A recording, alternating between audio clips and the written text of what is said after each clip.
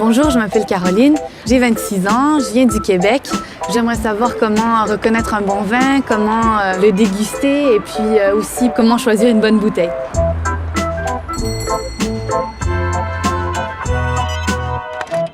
Ce qu'il faut savoir dans une dégustation, il faut commencer par le plus léger. Donc c'est un peu compliqué en effet quand on ne s'y connaît pas encore en vin, on ne peut pas savoir quel vin va être le plus léger ou pas. C'est pour ça qu'il faut toujours se faire conseiller. Dans la dégustation, il y a 3 étapes fondamentales. D'accord ? Vous avez l'analyse visuelle dans un premier temps, l'analyse olfactive, donc tout ce qui est en rapport avec en liaison avec le nez, et l'analyse gustative.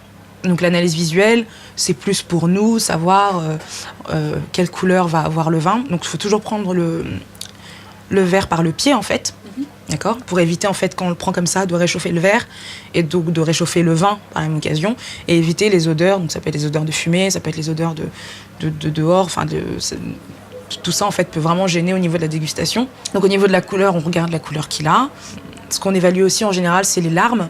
Les larmes en fait, c'est le liquide qui a coulé le long de votre verre en fait, et qui vont montrer la teneur en alcool et la teneur en sucre qu'on peut avoir dans un vin. Donc plus elles vont être épaisses et elles vont couler lentement, plus ça va vous montrer qu'un vin va être riche en sucre ou en alcool.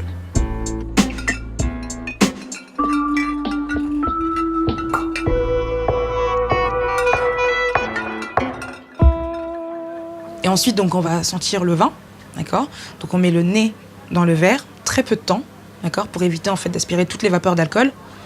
Et on retire tout de suite le verre. Pourquoi ? Quand on reste trop le nez dans le verre, après une dégustation d'une quinzaine de vins, mais du coup on sent plus rien et on déguste mal, on sent mal les vins. Donc c'est vraiment le faire très rapidement. Et ensuite on tourne le vin dans le verre, d'accord ?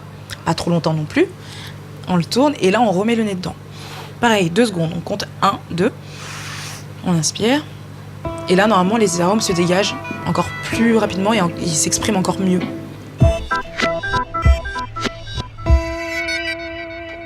Ensuite, on va le mettre en bouche. Vous n'allez pas avoir les mêmes sensations en bouche quand vous allez boire le vin simplement que quand vous allez faire un appel d'air en fait et que vous allez imprégner tout le vin sur votre palais. Ça va vraiment être complètement différent.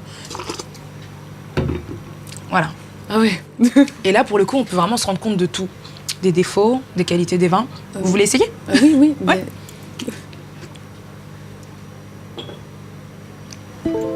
Et là, vous pouvez cracher. Il faut juste que tout votre palais soit imprégné du vin. Avalez sinon. Alors, vous trouvez comment ? Ah, il est bon. C'est bon ? Oui.